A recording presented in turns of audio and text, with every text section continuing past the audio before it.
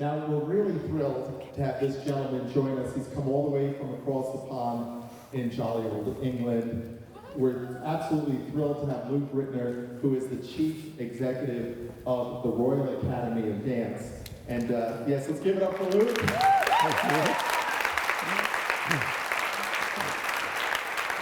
And we've known Luke for many years, and we're thrilled to call him our friend. And Luke, take it away, buddy. Thank you very much indeed, and good afternoon, everyone. It's a great honor and a thrill to be here, my first ever visit to Vegas. I'm just not going to see enough of Vegas, but this afternoon I have a real pleasure to interview Joann. I met Joann for the first time about 2 hours ago. I've done a little bit of reading and a little bit of homework, but I can tell you that the real thing is way beyond everything I read about in advance.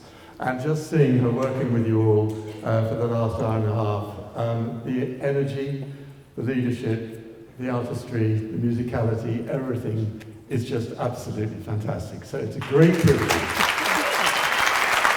However, we now have about 26 minutes to get to the bottom of what really drives you.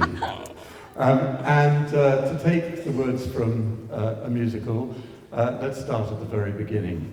Joann, where were you born? I was made in America, but I was born in Japan because I figured it out. So no, my father's a military, so I was born on an Air Force base called Tachikawa. So immediately I'm born as an American citizen. 2 years later, my father was stationed in Hawaii, moved there, and then 2 years later to the mainland. And by the time I started elementary school, I grew up in Rhode Island. So I spent from first grade to 11th grade in Rhode Island. So seeing you today, I can't believe that music, dance, the arts aren't in your bloodstream. Does it come from your parents? Were they very artistic? No. No, that's not true. I shouldn't say, my father was not, but my mother loved dance. But she was the second oldest of 6. She was like the Brady Bunch. There were 3 girls and 3 guys. I thought that was the coolest thing when I was younger. But anyway, but very, very poor family. They lived in the north, in Sapporo, Hokkaido. So very poor family. She loved dance, always wanted to dance. They just couldn't afford it and didn't allow it, but her girlfriends did, and so she would watch them. Anyway, when I was 10 or 11, which is late, I think, for a lot of girls to start dancing, my mother just one afternoon asked me, do you want to take ballet class? And I thought, sure. I was like, oh, okay. And she opened the phone book, because we didn't really know many people there.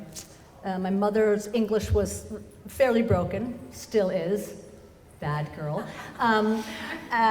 And she opened, I'm not kidding, she literally opened the phone book and, looked under dance studios or whatever it was, and did this, closed her eyes, boom.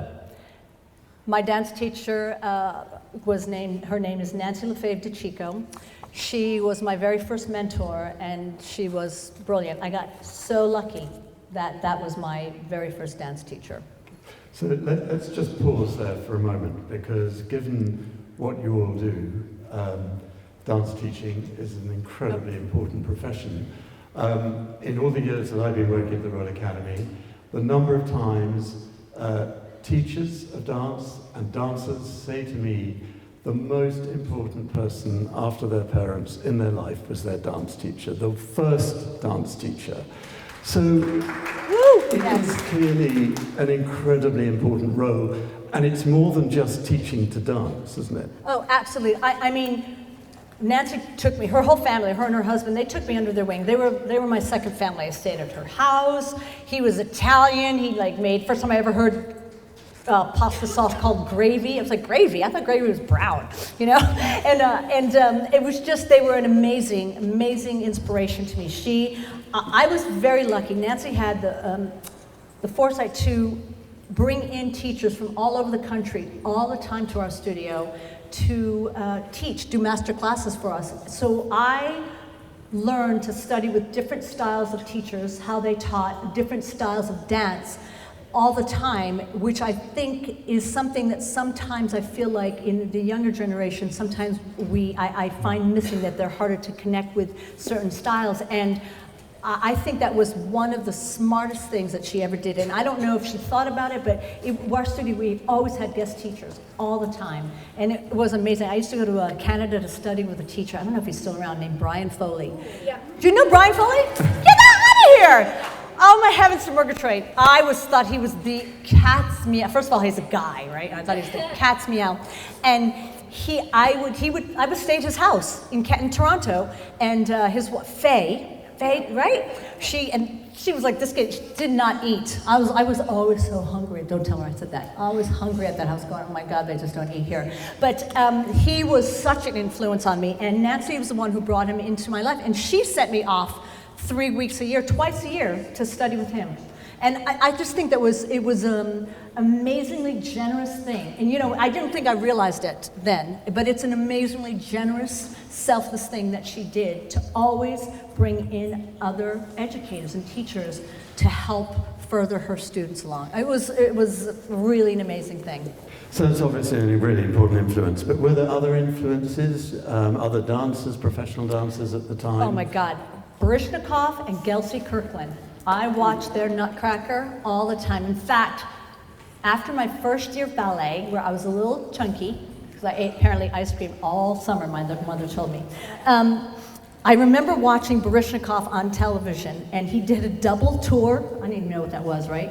He did 2 rotations in the air and landed on his knee. I thought, that's so cool.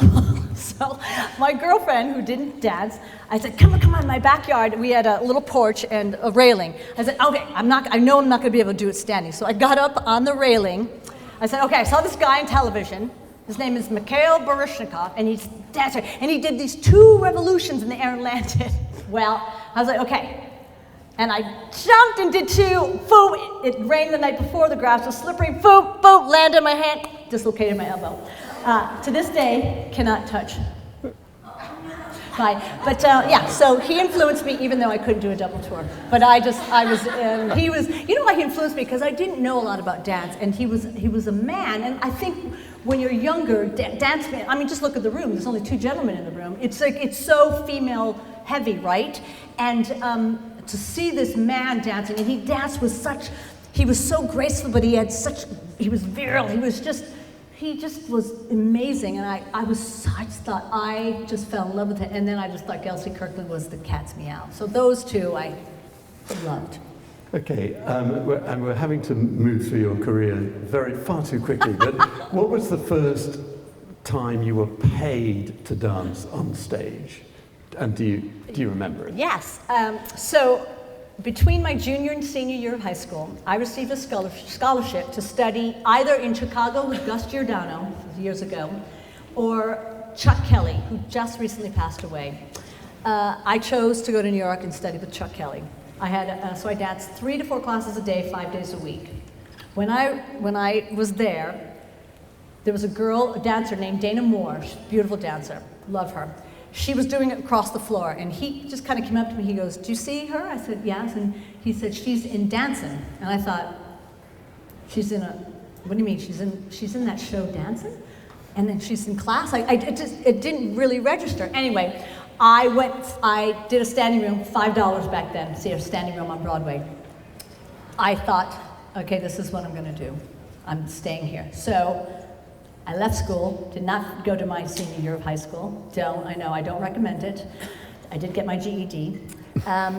Then I auditioned for Opryland USA, which is no longer there. Met my second mentor, Jean Whitaker, who was the choreographer, and she hired me. I auditioned, I got hired on the spot, and I worked down there for 2 years dancing at Opryland USA. So that was my first professional gig.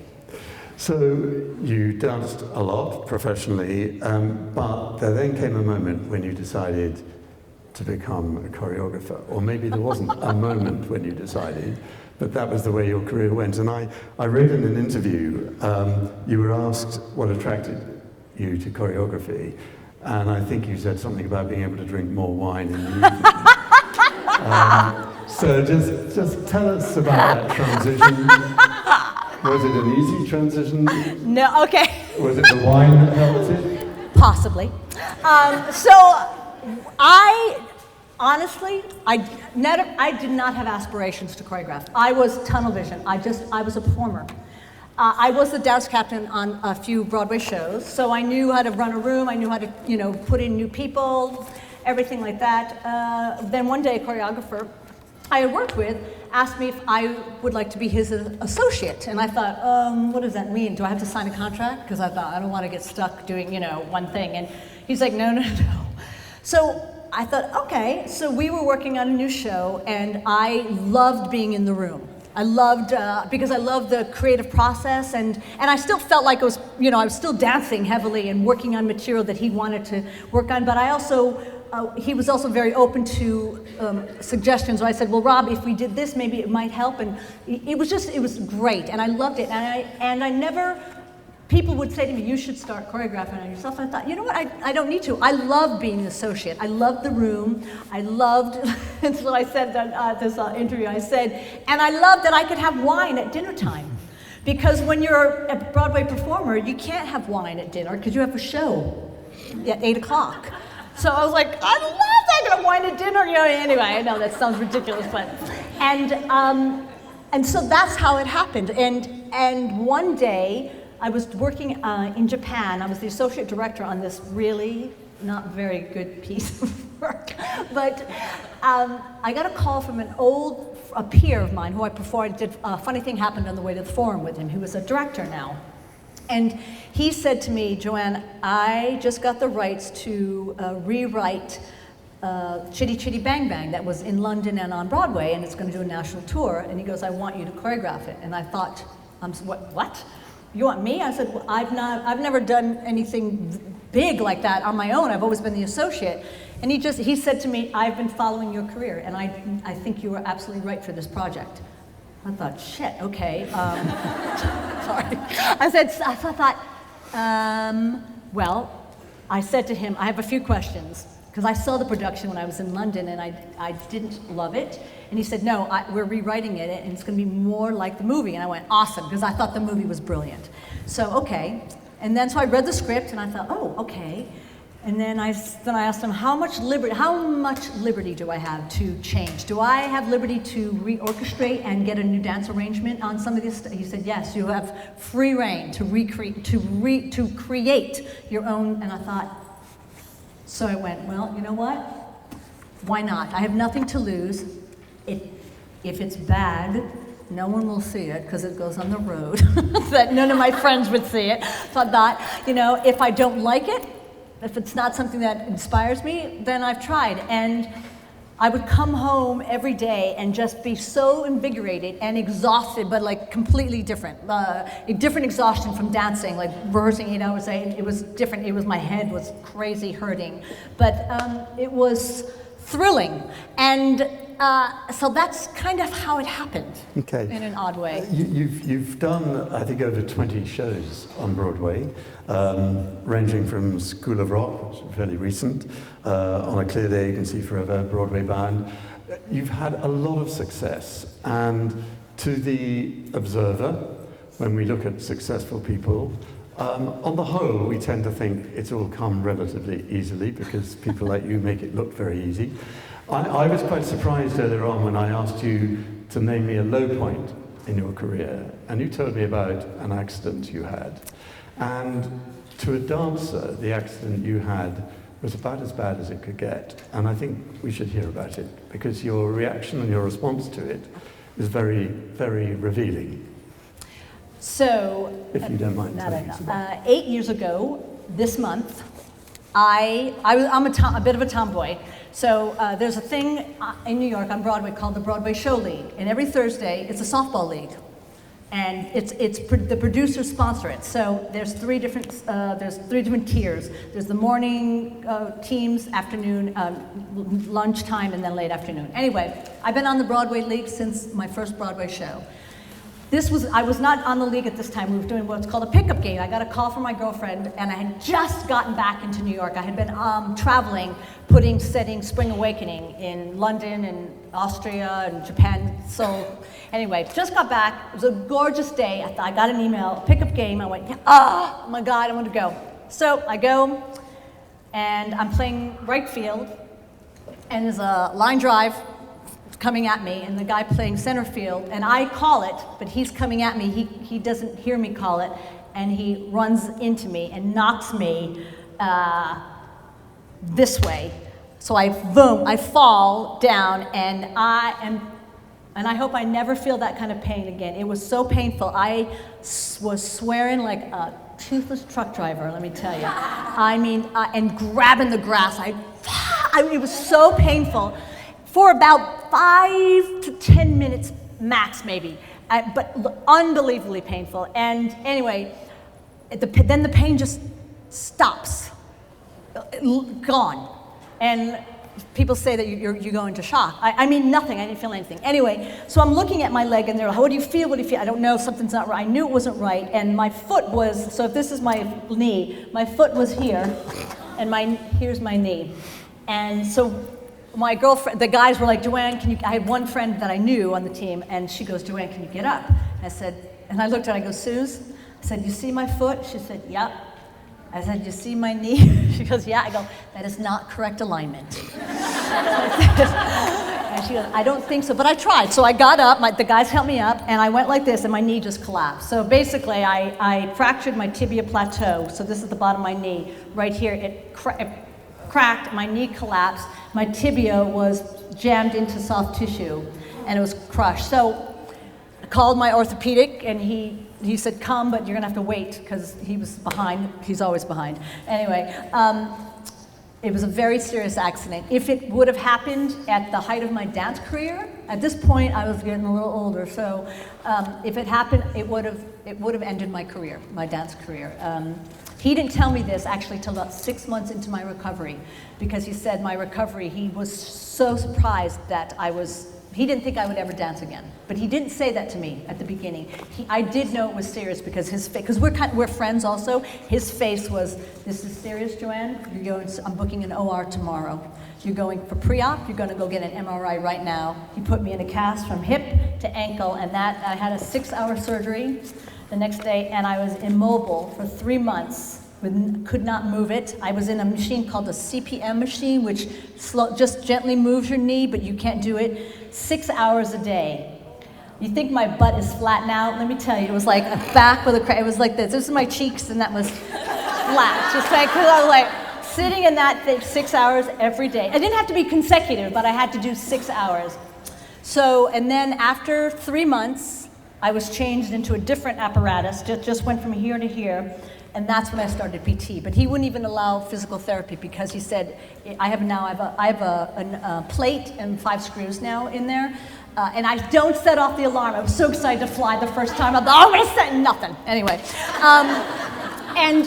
I just, a girlfriend of mine said, how are you doing this? I go, I was tunnel vision. I think dancers, we're disciplined differently. It's athletes, right? You're focused. And so I said, this is what I have to do. I got to sit in this machine 6 hours. I got to go to PT 3 times a week. I have to do all my exercises every day. I had all these TheraBands because I thought I couldn't stand. So I was like, anything I could do to make sure I didn't get any back fat. I was like doing anything I could do, to try to stay in shape. And I was on a mission to heal. There was no choice. I didn't think I was not going to heal. I didn't realize it was going to take. I thought I'd be better in 3 months, and it put me out of commission for almost a year. They say we're judged rather more by how we handle adversity than how we handle success. I think we're going to be judged very well for handling that adversity. 8 months you were immobile, but you never gave up, and you were back with a career. Dancing and as a choreographer. We only have a few minutes left. This is agonizing because there's so much more to talk about, but I'd just like now to look at the present and a little bit into the future. You're working on a really fascinating project at the moment. I think it's called Perfect Spiral. Just tell us about it because it is really interesting and it links back to your time when you were immobile. So I love that. It's very kind of him to say I'm working on it. This is something that I'm trying to develop. I wrote this piece. I am not a writer. it is about, for me, it's about identity loss. And, you know, there were years ago, when I was a dancer, years ago, before these great television shows with So You Can Think You Can Dance and all these that are bringing dance more forward right now, dancers you felt like you were the bottom of the barrel. Like, oh, she's a dancer. She's just a dancer. Like, I would hear that to the point where I felt slightly embarrassed that I was like, oh, I'm a dancer. So I stopped. I know this is going to sound so ridiculous, but I stopped carrying my dance bag in New York to auditions because I thought, I don't want people, I would carry like a grocery bag with my dance stuff, or Duane Reade, which is a drugstore back, a Duane Reade bag, because I didn't want like regular people to think I was a dancer, because you know you can spot us a mile away, right? We all stand like this, you know what I mean? And because I said, you know what? I'm more than just that. I'm a human being. I'm not just a dancer. When I had this injury, a girlfriend of mine called me probably 6 months into my recovery, or 5, and asked me, how are you doing, Joann? How are you doing? And I said, I'm doing great, Colleen. I'm just doing my thing. She goes, no. How are you dealing with the fact that you can't move and not dance? She goes, it's who you are. She goes, you're the most active person, and it's your identity. And I remember I was on my crutches and I was in this apparatus, so I was able to bend a little bit, and I had my cell phone in my back pocket and my earbuds in. I remember, and I happened to be standing in front of this big mirror in my apartment, and I just happened to catch myself. And as she said that, I thought, oh my God, I was like, I don't know who I am. I said, if I'm not a dancer, I'm nobody. Do you know what I mean? Because all my life I thought, yeah, I don't have an identity. And so it spawned me just writing stream of conscious about a piece, and I just started kind of making up this piece, and I didn't want it to be autobiographical. I was not interested in writing about my life at all. But athletes are like dancers, and dancers are like athletes. And so I just started writing, making up the story about injuries and athletes and this football players, and how you deal with coming to a crossroad in your life where you have to maybe make a change in your life, and would you do it all again? Like someone said, "What, God, you feel terrible that you played softball?" I was like, no, I wouldn't change, because that's maybe who I am today. Yeah, it sucked that I got that injury, you know, that I was injured, but or is it better to change your path and take a different path, and what is right or wrong? These are questions I just started asking myself. So I started writing this piece, and I've been kind of developing it for about 4 or 5 years, and writing it and rewriting it, and I was able to work on it last year at with this lab that I was offered. I had 4 days, but I had 12 dancers, or 14 dancers, the studio space for 4 days. I didn't have to pay anything. Because as dancers and choreographers and teachers, we need studio space and bodies, dancers, right? And that it's like you can't, you know, writers can sit at home and write. I mean, not that that's easy, but you know what I mean? They don't need a space like this. And so it's been a work in progress, but it stems from my recovery, and what, you know, people said, what would you do? You know that old in chorus line, what would you do if you couldn't dance anymore? I was like, you know, you used to think that's kind of corny, and now I realize I honestly don't know, because I don't know how to do anything else. I mean, I can chop like a demon, but I just, yeah, so that's what it stemmed from. It's like, how do you, and if you can find something else, if you can find another path, that's great, but who's to say, is it right or wrong? Is it courageous, or is it a cop-out? I don't know. So this is the reason why I started writing this piece. It is really fascinating, because I think the problem that probably we all have in this room is that we are utterly passionate about what we do. It is part of our DNA. We're not sort of like being an accountant or almost anything else. We just work for IBM, where you could change, I reckon, quite easily. But it's very difficult giving up working in the arts. But let's just, in the last few moments, look at the future. I want to fire a couple of questions. A couple of questions at you. Are you optimistic or pessimistic about the future of dance? Oh, optimistic. Good. Absolutely. I mean, the fact that all these dance programs are out, and I don't necessarily love them all. I'm not gonna lie to you. I don't love them all. But the fact that that people realize, oh, how dance it's a beautiful art form, and it isn't, and it's art, and it's subjective. So I'm entitled. I can have an opinion, But that's what's so great about art. And that's the hard part about art. But yes, I absolutely optimistic. Dance is so ever changing. I mean, especially when you see now how street dances like come into the theatrical world, and it still can be storytelling, and it still could be narrative. Yes. Terrific. And finally, if a young teacher, dance teacher, comes up to you as you walk outside this room and says, give me one piece of advice as I embark on my career, what would it be? Oh, shit. Okay. I mean, just like you said, Luke, I think that what you do, we're not, and there's not to belittle if you sit behind a desk, you're a CEO, it's different. This is, it's a passion, I think, and and a teacher, what you guys do is constant giving. So I think you have to love it. And you don't have to love it all the time. I'm sure there are days you're like, you know what? I mean, trust me, School of Rock, I got 17 young actors, and some days I'm like, I'm gonna kill them. But you have to love it. It's something that, it's not superficial and it's not a facade, right? It's something in here. I stopped dancing for a while, and then when I went back to class and I was able to actually dance as opposed to just doing floor bar, which I was horrible at. And I remember I started crying on the corner of the room because I thought, oh my God, I forgot how much I actually, this is my first love. Dance was my very first love. So, and it's not easy. It's not easy being a dancer. It's not easy being a teacher. I think you got to truly love it to continue with it. We are just about 5 o'clock. Our time is up. I've been told I mustn't go over. So it's more than my life is worth. Joann, you've made at least one elderly Englishman very happy this afternoon. You've given a wonderful workshop. It's been a fascinating interview. Thank you very, very much. Thank you. Thank you very much. Thank you. Thank you.